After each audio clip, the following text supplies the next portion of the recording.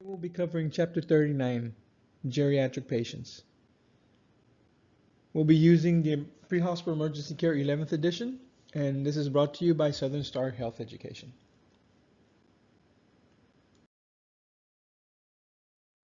Overview: we need to look at the effects of aging on body systems, special geriatric assessment findings, and assessment-based approach to geriatric patients. Introduction: the geriatric patient or geriatrics are the greater risks for injuries and illnesses. The changing physiology and geriatric body system results in a different presentation of signs and symptoms. The geriatric patient often has one or more long-term conditions that might require multiple medications. About the effects of aging in the body system. We have age-related physiological changes usually begin around the age of 30. People are living longer with chronic illnesses like diabetes, hypertension, etc. Illness is common among the geriatrics, but not inevitable. The aging body has fewer reserves for acute, medical, and traumatic emergencies. Changes in the body system of the geriatric patient. You have neurological systems that change, cardiovascular system also, gastrointestinal system, musculoskeletal, respiratory system, renal system, skin, and immune system.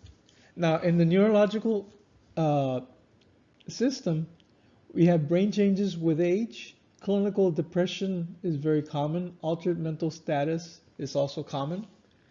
In the cardiovascular, you have hypertension that occurs, changes in the heart rate and rhythm. In the gastrointestinal system, we have constipation is very common. Deterioration of structures in mouth is very common too. General decline of efficiency of liver, impaired swallowing, malnutrition as a result of deterioration of small intestine. In the musculoskeletal system, we have osteoporosis is very common also, and osteoarthritis is very common. The respiratory system, we have cough, power is diminished itself, increased tendency for infections, and less air and less exchange of gases due to the general decline of the body. In the renal system, we have drug toxicity usually occurs because the renal system usually kind of shuts down a little bit. And it's true when if I tell you that a lot of times the medications that are used for some of these chronic diseases has to be cut down by half because the kidneys do not excrete the medication as swiftly as they would do in a young person.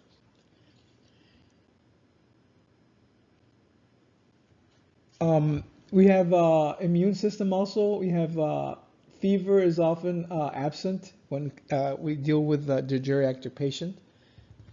And in the skin, the patient usually perspires less. Tears are more easily and I'm sorry, and heals very slowly. Now, in the cardiovascular system, you have stenosis of the heart valves can actually produce blood flow and cause pulmonary edema. Now, this is not only reducing the backflow, but also regurgitating back the blood flow. Cardiac hypertrophy can actually reduce cardiac output and affects the ability to compensate for illnesses and injury. There is a decreased ability to increase heart rate to actually meet the demand. Dysrhythmias may occur and electrical conduction is impaired. Arteriosclerosis increases workload of the heart, and baroreceptors are less sensitive, specifically with orthostatic hypotension that might actually occur. Respiratory system, you have decreased strength in the respiratory muscles, you have decreased pliability of the rib cage itself, you have decreased alveolar surface area, and you have chemoreceptors become less sensitive to the changes in pH. You have decreased smooth muscle, decreased airflow to the alveoli.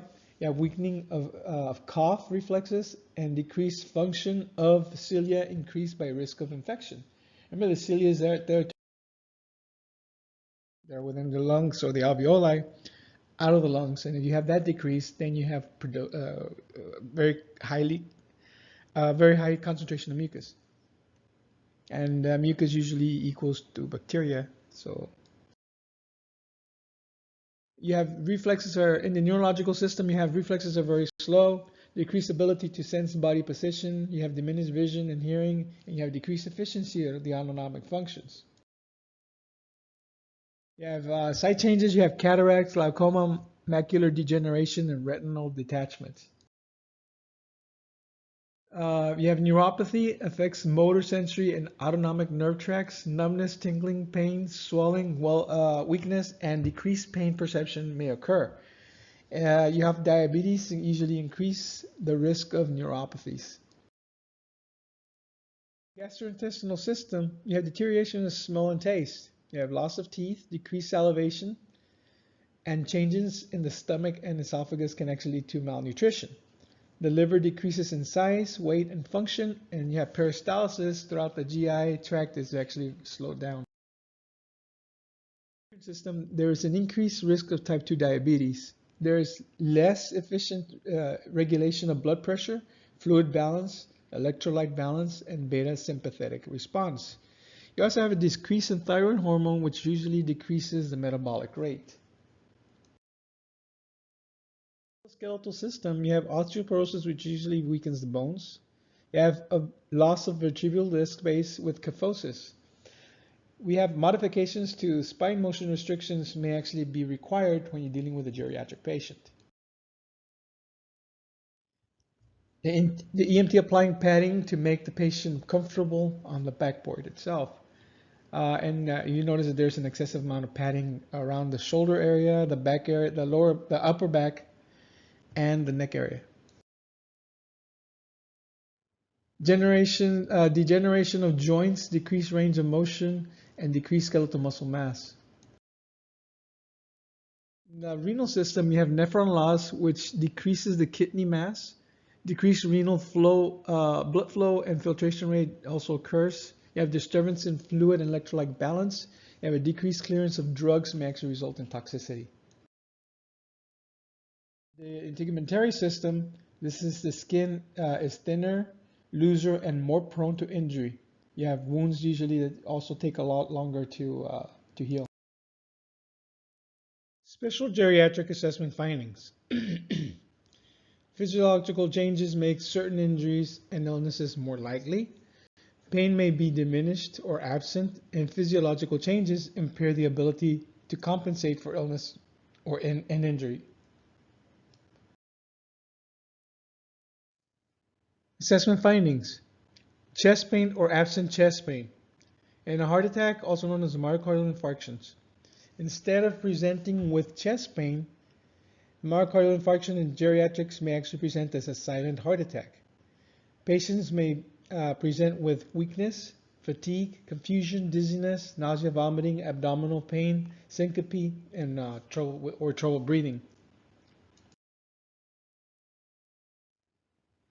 Patients may complain of aching shoulders or indigestion. Patients may, with chronic chest pain, may be prescribed nitroglycerin. Follow your local protocols for assisting with nitroglycerin administration. If heart attack is suspected with or without chest pain, follow protocols, consult with medical direction as needed, and transport the patient to the hospital.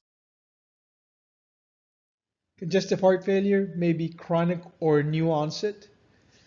Backup of blood behind the weakened heart results in characteristic signs and symptoms. Signs and symptoms, you usually have jugular vein distension, JVD, peripheral edema, altered mental status, fatigue or anxiety, wheezing, dyspnea, orthopnea, or tachypnea, crackling on auscultation, or chest pain. Management, give oxygen, put them in the Fowler's position, transport, and assist them with ventilation. Of shortness of breath. Um, you have common causes are pulmonary edema, pulmonary embolism, pneumonia, or COPD. Breathing can easily become inadequate, so remember to keep common causes of dyspnea. You have emphysema, congestive heart failure, chronic bronchitis, pulmonary embolism, asthma, heart attack, pulmonary edema, or pneumonia. In pulmonary edema, you have the left ventricle starts to eject less blood than the right. There's excessive pressure in the vessels of the lungs. Um, and you have fluid leaks into the space between the alveoli and the capillaries. And gas exchange becomes inadequate when you have this type of fluid. Edema. Signs and symptoms include severe respiratory distress, orthopnea, altered mental status, coughing with blood-tinged sputum. Emergency care centers around the respiratory support for the pulmonary embolism usually occurs when a blood clot breaks free from a vein of the lower extremities or pelvis and is transported back through the right side of the heart, eventually reaching the pulmonary arteries. Signs and symptoms usually include sudden onset of dyspnea, localized non-radiating chest pain, possible back or shoulder pain, weakness or syncope, and anxiety. Your treatment options would be to maintain an SpO2 greater than 94%, monitor for inadequate breathing, provide positive pressure ventilation if breathing is inadequate, and transport the patient, request an ALS backup if pneumonia. It can be bacterial or viral or fungal, infecting the lungs. The geriatrics patients are at higher risk of this. The geriatric may not exhibit classic signs of such as pain, high fever, or chills, and watch for severe respiratory distress or malaise. You have altered mental status and inadequate breathing may occur. Ensure adequate oxygenation. Consider CPAP if possible. Specifically, if the patient cannot maintain an SpO2 level greater than 94%. Provide positive pressure ventilation if breathing is inadequate. Chronic obstructive pulmonary disease. It includes emphysema and chronic bronchitis. Sometimes asthma is also included in this ones. Patient may be on oxygen at home. The patient usually presents with respiratory distress and use of accessory muscles. Maintaining an SpO2 level of greater than 94%. If the patient has an inhaler, follow your local protocols in assisting the patient in using the inhaler itself.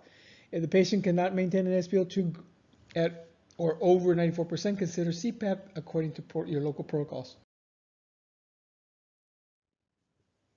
Assessment findings of altered mental status may be chronic or new onset, can range from confusion to unresponsiveness. Do not assume an altered mental status is normal for a patient. Common causes of altered mental status in the geriatric patient. You have head injury, blood glucose abnormality, cardiac dysrhythmias and acute coronary syndromes, delirium, dementia, and Alzheimer's disease, blood glucose level abnormality, stroke or TIA, seizures, infection, hypothermia or hyperthermia, hypoxia and respiratory disorders, shock or severe dehydration, infection, and in medications or drug toxicity with the patient. Cognitive impairment. There is a deterioration of geriatric person's thinking, memory, language, and judgment skills. Recognize the patient who does not have the ability to take care of himself. Stroke. It may be ischemic or hemorrhagic. Intracranial pressures may be increased. It may result in altered mental status ranging from disorientation or unresponsiveness. The extent of location of the stroke affects the severity of the altered mental status from lightly disoriented to totally unresponsive. A massive stroke can lead to death within minutes. Recognition is the key. Protect the airway. Maintain an SpO2 level of above 94%. Transport in Fowler's position if conscious, or lateral recumbent if unconscious. TIA is also known as transient ischemic attacks. It has the same presentation as a stroke, but signs and symptoms usually resolve within 24 hours. Treat similarly as a stroke. A TIA is often the precursor for a stroke itself. Seizures. Common causes include cardiac arrest, low blood sugar, tumors, head trauma, stroke, TIA, infection, and electrolyte imbalance.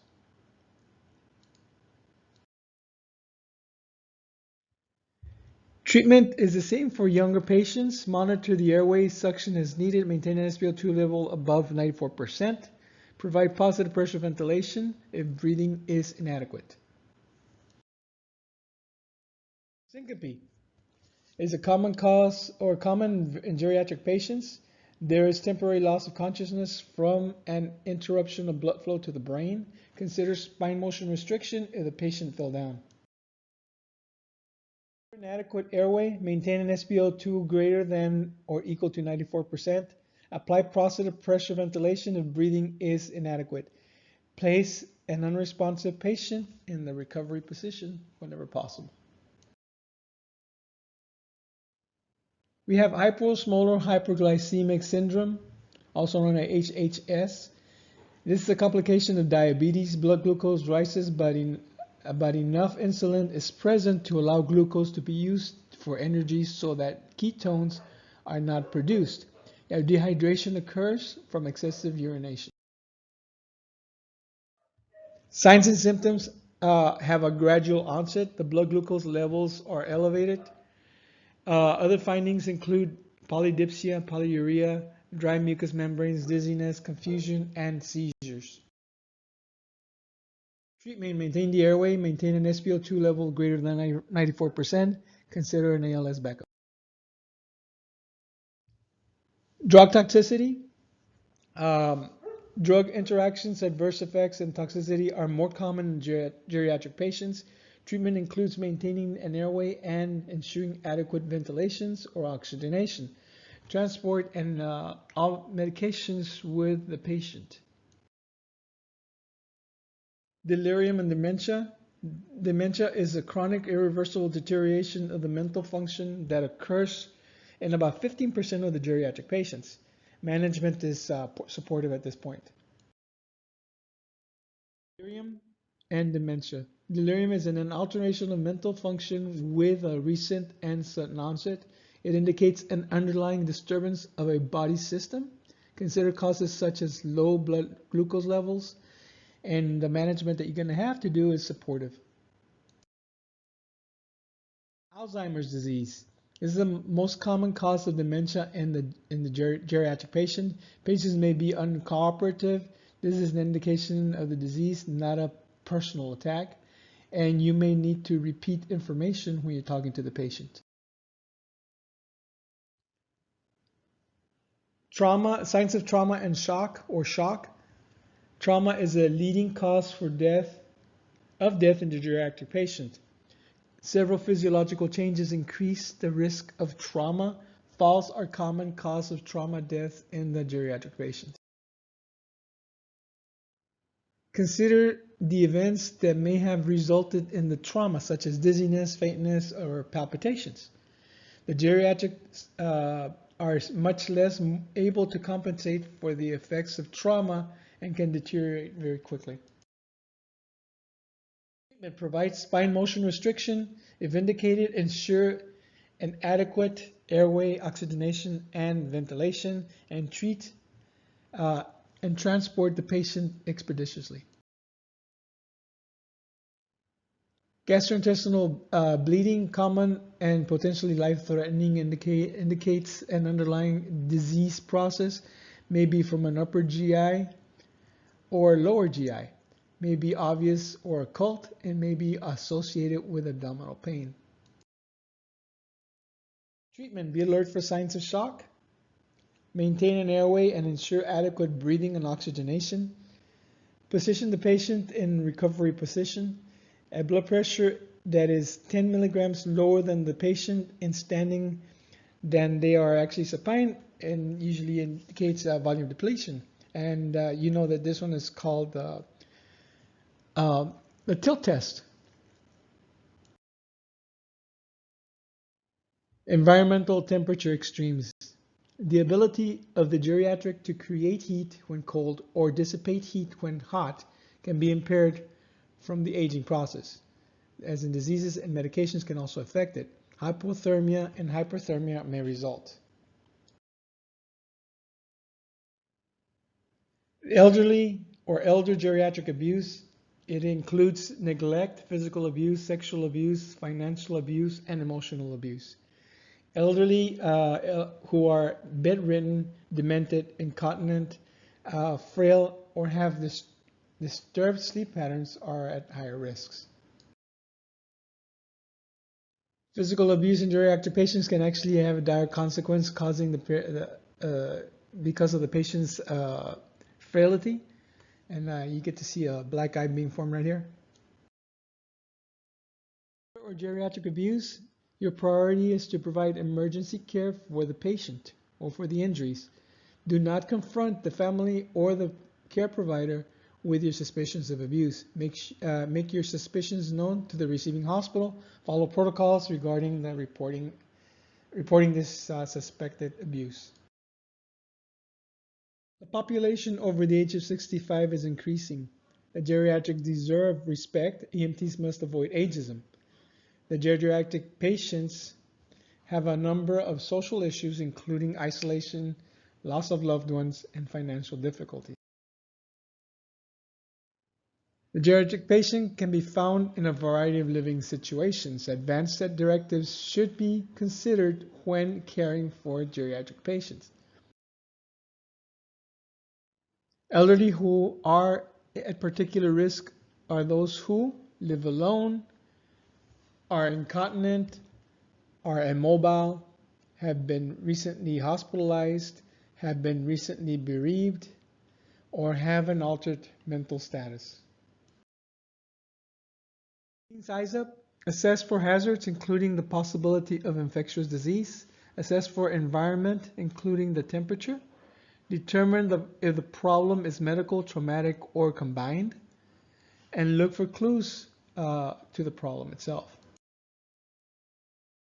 Mental status, establish a baseline mental status, ask caregivers to describe the patient's usual status.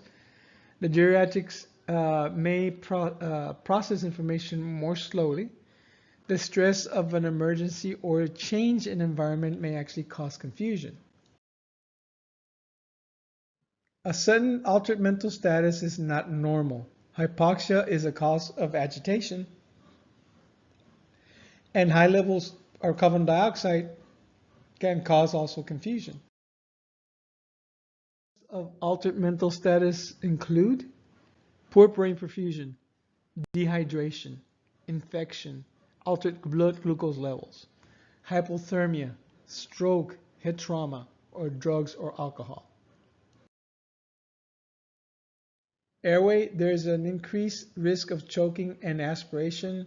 Arthritis and dentures can actually complicate the airway management itself. Breathing and oxygenation, you have elderly patients have a higher resting respiratory rate and lower tidal volumes. You have retractions are less likely to in respiratory distress, and fatigue can actually occur easily in the respiratory distress. Breathing and oxygenation, maintain an SpO2 greater than 94%. Use positive pressure ventilation if breathing is inadequate.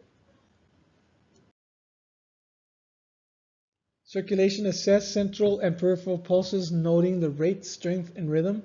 Resting heart rate are higher unless the patient is on beta blockers. And irregular pulse is common when the geriatric patient. And remember, irregular pulse usually leads to or means that the patient has atrial fibrillation. The skin is normally drier and less elastic. Check for mucous membranes for signs of dehydration. Primary assessment determine transport priority. If is the patient stable or unstable? Any patient with abnormality of the airway, breathing, circulation, and mental status is unstable. Secondary assessment, you have sensory changes may actually affect the history you're taking. Position yourself so that the patient can see you. Explain what you're doing to the patient at all times. If the patient has eyeglasses, make sure that they have them themselves. Cataracts and glaucoma decrease tolerance for lights, or glare. Do not assume that the patient is deaf. If the patient has a hearing aid, make sure that it is turned on. Do not shout. Note writing may actually help the patient in patient who is hearing impaired. For the geriatric trauma patient, the geriatric are the greater risk of injury. Decreased pain sensation can make absence of pain and unreliable findings. Maintain a high index of suspicion for injuries.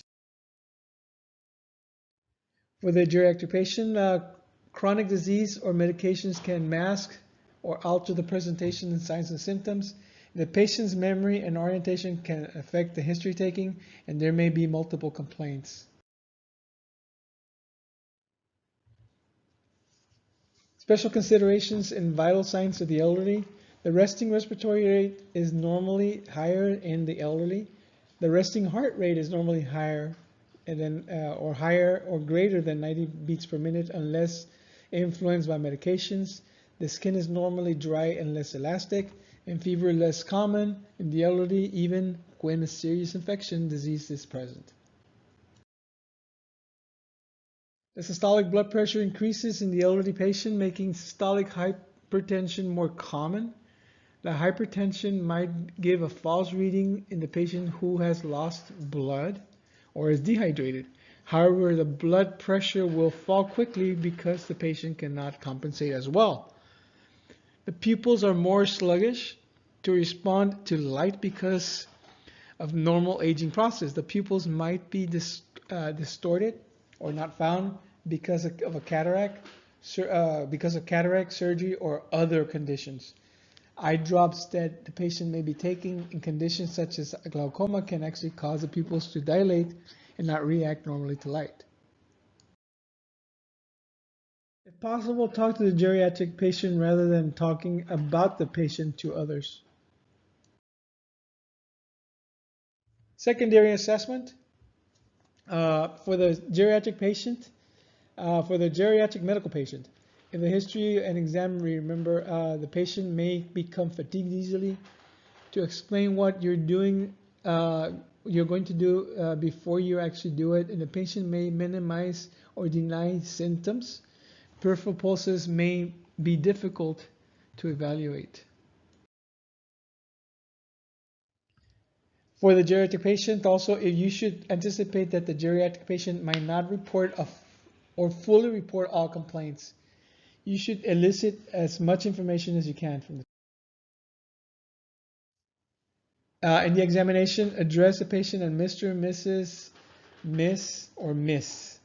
Remove layers of clothing as necessary. Perform a complete secondary assessment on the patient who have an altered mental status. Perform a complete secondary exam on trauma patients. Anticipate problems and reassess continually. Maintain patient airway. Be prepared to assist ventilations. Maintain adequate oxygenation. Determine the best position of transport for the patient itself. Lesson summary. All body systems are affected by aging. Aging of body systems affects the ability to compensate for illnesses or injuries. Signs and symptoms of illness and injury may be diminished in the geriatric patient. Medical problems, trauma, exposure to environmental extremes, and abuse are common in geriatric problems. Social and financial considerations complicate the health of the geriatric patient. Also treat the geriatric patient with a lot of respect.